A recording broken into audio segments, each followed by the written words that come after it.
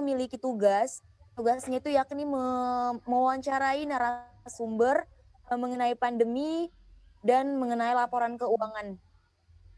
Langsung saja Kak, di sini saya Karmila Sinaga sebagai moderator akan memandu jalannya diskusi kita. Di sini saya memiliki teman yakni Tengku Fahmariansah dan Sapriani serta Wahyu Widodo. Langsung saja kita mulai Kak. Ada beberapa pertanyaan yang akan kami bahas. Sebelumnya Kakak di Laundry Kakak sendiri sudah memiliki visi dan misi belum Kak? Visi misi Laundry Kakak? Belum, aku nggak ada visi misi sih.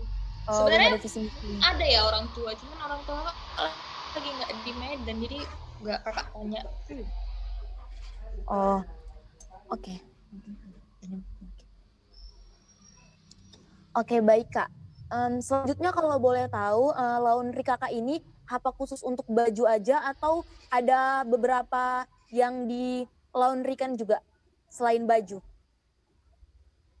Selain baju ada, itu kayak sepatu sama helm. Sepatu dan helm. Usaha Banget. Kakak ini sudah berjalan itu berapa lama Kak? 11 tahun. 11 Kurang tahun. lebih 11. Oke. Beralamat di mana Kak? Alamat lengkapnya? Sekarang alamat tokonya itu di Jalan Bahagia Bypass, tapi kalau workshopnya itu di Jalan Amaliun. Oke, Jalan Amaliun. Sekarang sudah memiliki berapa anggota Kak? Atau ada nggak sih anggota di toko Kakak sendiri di laundry? Anggota total ada 3. 2 yang Ada jaga 3. toko, 1 yang cuci gosok. Cuci gosok. Dan itu 3 itu dirintis dari 11 tahun yang lalu lah ya? Iya. Dari 11 tahun yang lalu. Ganti-ganti lah pekerjaannya. Dulu sih banyak pekerjanya, cuman ini kan karena udah mulai tergerus, jadi cuma 1 tinggal toko ini. Jadi makanya pekerjaannya cuma 3. Kalau dulu sih banyak. Oh, dulu banyak. Ini Kak, gimana sih awalnya berdiri usaha Kakak ini? Apakah ada termotivasi dari hal yang memang menumbuhkan semangat buka usaha jasa laundry? Atau memang hanya ingin berkecimpung di dunia laundry ini? Kalau kakak itu sebenarnya tangan kanan orang tua kakak. Tangan Bantu-bantu kanan. orang tua lah gitu kan. Kalau awalnya Ya. sendiri kenapa buka toko laundry itu karena mama kakak itu pensiun dini di salah satu perusahaan asuransi. Pensiun dini, buka usaha inilah laundry. Dulu masih zaman-zaman kakak SMP 2000 berapa gitu ya. Masih jarang banget ada orang yang buka usaha laundry dan alhamdulillah. Dari Alhamdulillah ya. awalnya dari situ ya karena mama kakakku pensiun dini.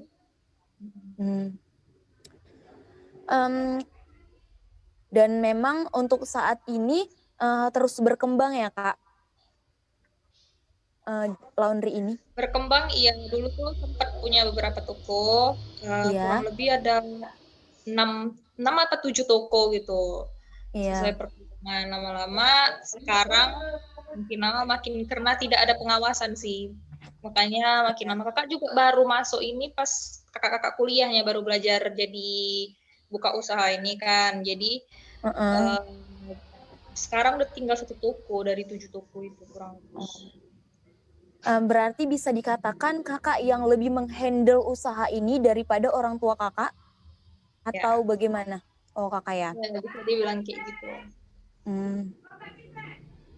Kalau mengenai laundry ini Kak, kalau kakak sendiri di usaha kakak, boleh Kak orang lain memesan online?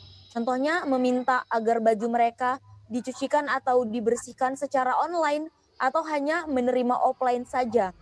Baik dulu maupun di masa daring ini, di masa pandemi ini. Kalau online ada, kami pakai aplikasi Grab untuk pesan antar. Aplikasi Grab. Sampai sekarang sih masih ada, tapi tidak sebanyak yang offline pastinya. Karena lebih seringnya sih offline daripada online. Itu online tuh kalau udah ekspres saja sih biasanya. Tapi itu kalau misalnya orang nih Kak mau mencucikan bajunya, terus di WhatsApp aja. Terus apakah kakak sendiri punya untuk mengambil barang itu ke rumah yang mau menlaundrykan di tempat kakak? Atau mereka harus langsung datang? Enggak ada, kami enggak ada jasa antar jemput. Jadi kalau misalnya ada apa-apa, itu pakai aplikasi Grab aja. Biasanya sih. Iya. Oke Kak. Oke, selanjutnya mungkin bisa bertanya teman saya Sapriani. Ya, jadi Kak, apa sih jadi keunggulan dari usaha laundry kakak ini? Kan banyak sih saingan di Medan sendiri ya kan. Jadi apa sih keunggulannya gitu? Keunggulannya lebih rapi sih. Lebih rapi sama lebih bersih. Kami udah riset sedikit-sedikit lah, kecil-kecilan, riset kakak sendiri kecil-kecilan kenapa banyak yang kesini ya karena lebih rapi dan bersih. Mungkin karena ini itu pakai cuci ulang kan. Jadi kami juga ngasih tarif harga, nggak semuanya itu harga misalnya kakak kiloan 7.000 per kilo. Tapi kakak kalau misalnya khusus kemeja, baju-baju putih atau yang lain-lain itu emang harganya kami bedain dan kami jelaskan sama konsumen kalau ini nanti dicuci ulang, makanya harganya lebih mahal. Jadi makanya banyak yang lebih suka masuk ke kami itu yang kami cuci ulang, nggak kayak mungkin laundry lain.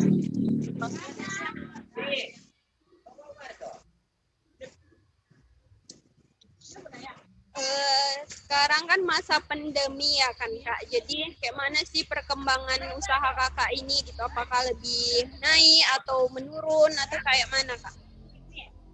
Kalau masa pandemi itu pasti turun. Itu omset jatuh banget. Jatuh kali pun malah sampai harus nombokin. Kan keuangan itu mama kakak yang nanggulangin. Jadi tuh sampai kayak harus ngambil pakai uang sendiri untuk gaji pegawai aja tuh nggak cukup gitu kan. Tapi alhamdulillahnya bulan Desember, bulan Januari ini omsetnya udah mulai naik normal sih. Mungkin yang dulu pandemi 2 juta, sekarang udah bisa hampir 6 juta ke atas.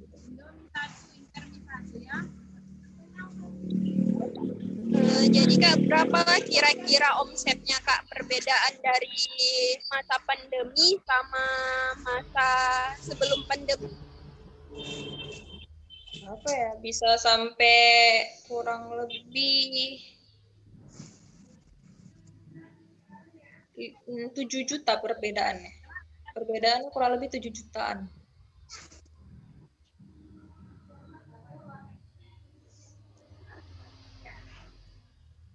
Pelanggan kakak Kak biasanya tuh kebanyakan anak kos atau yang bekerja gitu Kak? Kalau khusus di toko Bahagia itu banyaknya dry clean.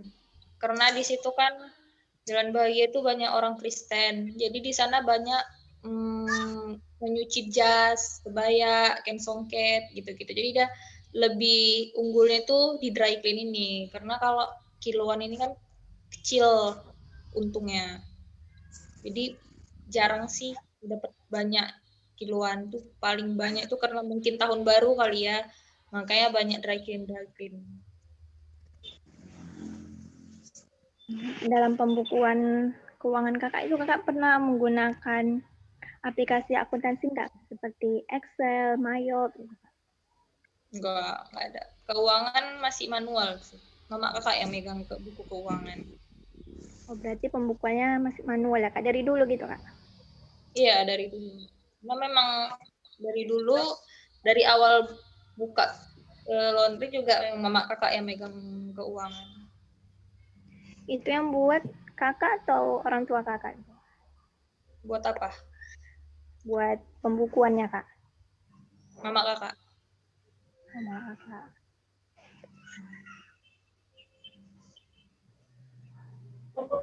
Oke, kita lanjut ya Kak. Kakak ada nggak sih niat dalam usaha kakak ingin membuat pembukuan agar lebih mempermudah dalam melakukan laporan keuangan gitu, agar lebih mudah melihat laporan keuangan kakak? Sempat nggak sih terbenak pemikiran kakak untuk menggunakan aplikasi seperti zaman sekarang ini yang banyak beredar? Enggak sih. Oh, Seperti enggak. warung khas. Kakak karena orang tua kakak juga tipe yang teliti, yang lebih paham karena mungkin dulu kuliahnya juga perbankan, jadi dia lebih teliti daripada mungkin orang tua juga nggak tahu kali ya tentang aplikasi-aplikasi kayak gitu. Jadi sampai sekarang masih manual sih. Dan kakak juga lebih prefer yang manual daripada pakai aplikasi gitu. Berarti untuk seperti buku warung atau buku kas, mungkin itu masih kurang inilah ya Kak, maksudnya kurang jarang lah ingin Kakak gunakan, masih tidak ingin Kakak pergunakan seperti aplikasi itu? Buku warung, buku kas gitu? Enggak ya? Enggak ada. Ini kan pembuat manual ya Kak, itu memang apakah memang mempermudah Kak? Mengingat usaha kakak lumayan maju ya, lumayan berkembang. Itu apa nggak repot Kak? Apa kita mengerjakan keuangan itu secara manual? Kalau kakak pribadi nih yang emang kuliah kan di basic kakak jurusan apa Kak? Kakak komunikasi. Oh di komunikasi. Nah itu tadi Kak, mempermudah ya manual atau gimana nih Kak menurut kakak sampai sejauh ini? Kalau kakak ditanya orang tua kakak itu kalau beli bahan itu sekali banyak, sekali nge-stok gitu kan. Jadi keuangan itu lebih prefernya itu ya dalam 1 bulan itu mungkin nggak, untungnya itu dipakai untuk beli bahan gitu. 1 bulan itu mungkin keuntungan yang mungkin didapat sama kakak itu hanya untuk beli kebutuhan sumber kebutuhan laundry gitu kan, minyak wangi, plastik, hanger segala macam. Jadi keuntungan selanjutnya itu memang untuk dipakai, itu dipergunakan. Jadi kami nggak repot sih, kalau Kak bilang nggak terlalu repot. Kalau misalnya seseorang nih Kak melakukan pembayarannya secara non tunai, laundry kakak menerima atau tidak? Seperti ShopeePay misal, transfer atau OVO dan semacamnya. Enggak, kami belum ke situ. Pembayarannya masih semuanya pakai uang tunai. Oke.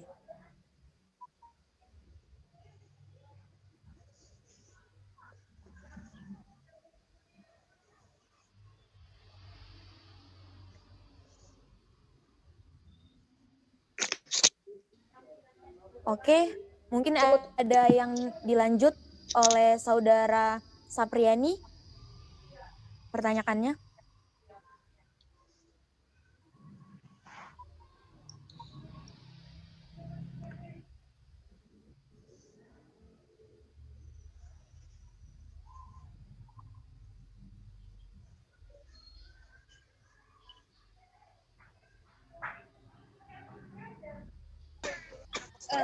Kakak dalam usaha kakak ini sudah menerapkan SAK UMKM.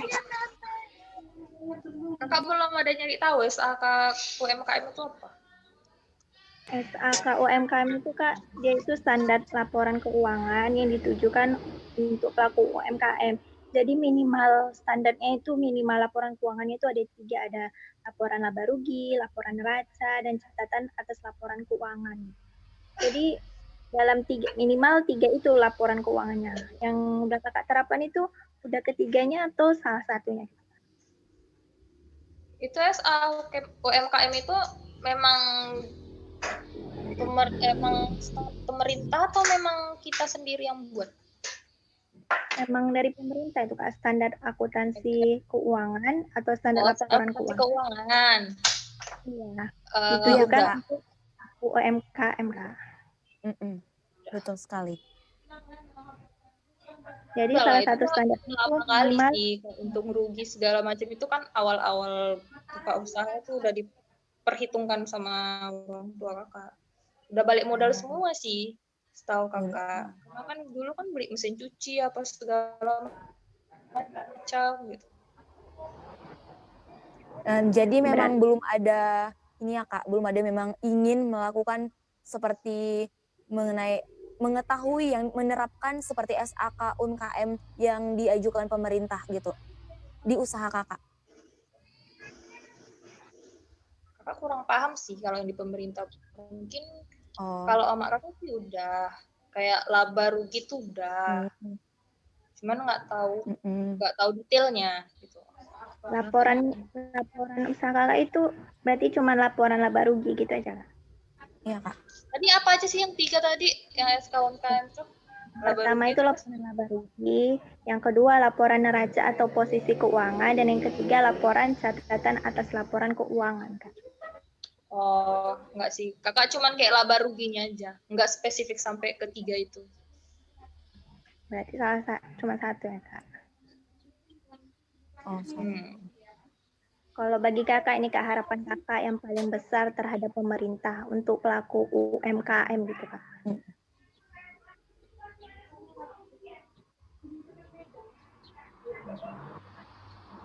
Harapan kakak gitu, Kak? Iya, Kak. Harapan kakak, apalagi kakak ini selaku tangan kanan ya, yang memiliki usaha yang lumayan besar, laundry di Kota Medan. Harapan kakak apa nih, Kak? Untuk terhadap pemerintah selaku kakak ini memiliki usaha yang lumayan besar. Lebih sejahtera aja sih sebenarnya. Karena Kak laundry ini kan punya kayak komunitas satu Medan gitu. Jadi memang kesejahteraan itu memang belum merata gitu, dan memang sejahteranya ini karena memang harga-harga itu mulai naik sekarang.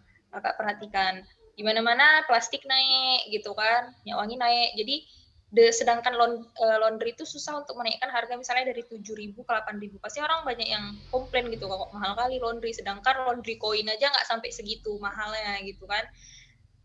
Mungkin orang lain tidak berpikir kalau kami itu pakai minyak wangi, jasa listrik air untuk nyetrika, plastiknya lagi, hektarnya lagi gitu. Kalau laundry coin kan mungkin nggak seperti itu. Jadi kan cuma kita yang nyuci sendiri. Jadi kesejahteraan sesama laundry ini emang dari dulu sampai sekarang sih masih sangat minim sekali sih. Tergerus jadi lama-lama. Selama pandemi ini Kak, kan kalau boleh tahu nih Kak, kalau laundry kakak untuk menggait orang lain agar datang ke usaha kakak, apa sih yang kakak buat? Apakah kakak melakukan promosi atau memiliki Instagram untuk mempromosikannya? Atau bagaimana cara kakak agar usaha kakak itu dapat dikenal di tengah masyarakat?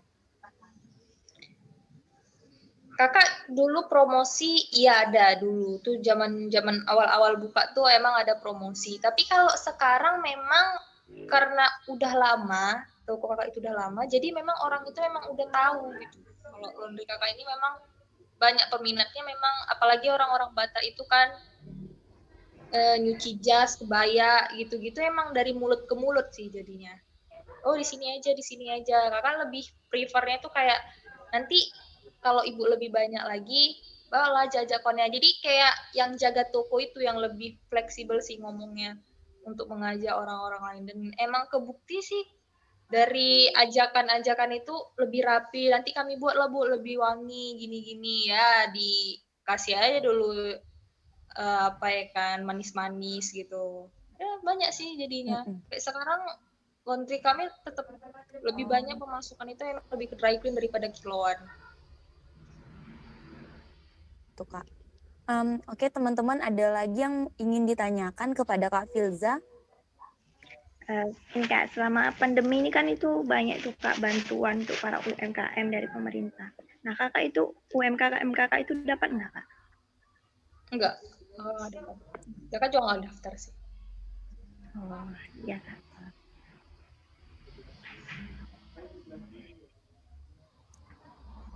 Ada lagi teman-teman yang mau ditanyakan, mungkin Sapriani, Fahma? Udah. Oke Kak, nah ini yang terakhir kami ya Kak. Tadi kan seperti yang sudah kakak paparkan, bahwasanya kakak belum menerapkan SAK UMKM. Nah, dan kami juga memiliki tugas, bolehkah kakak men-share laporan keuangan kakak kami tidak mempublikasikannya ke masyarakat, tapi untuk dosen, untuk memenuhi tugas dari Pak Rizky, yakni dosen mata kuliah analisis laporan keuangan. Jadi nanti kami akan menyusun laporan keuangan kakak gitu. Bisa kak? Boleh? Boleh sih.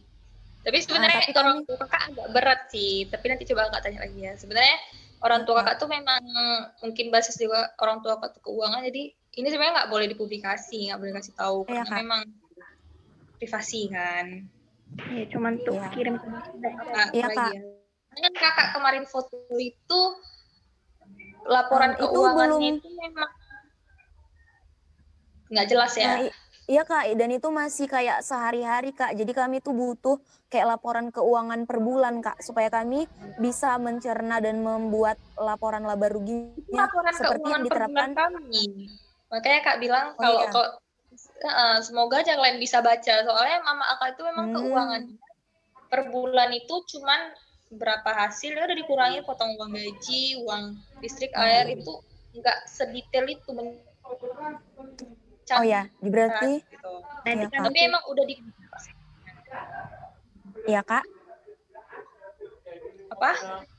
Berarti nanti kami minta tolong kak fotokan ulang ya kak, biar kami bisa membuat lebih detail karena untuk yang kemarin itu belum jelas, supaya kami bisa menerapkan SAK seperti yang diterapkan pemerintah ke usaha laundry kakak. Oh ya, oke.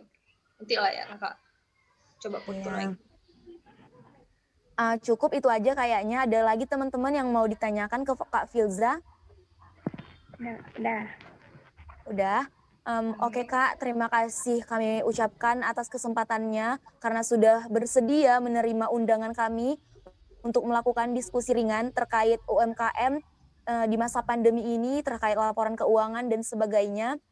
Adapun video ini itu kami buat untuk memenuhi tugas dari mata kuliah analisis laporan keuangan. Cukup itu aja. Kalau ada salah kami mohon maaf. Kami ucapkan terima kasih sekali lagi. Wassalamualaikum warahmatullahi wabarakatuh, Kak. Waalaikumsalam. Iya, Kak.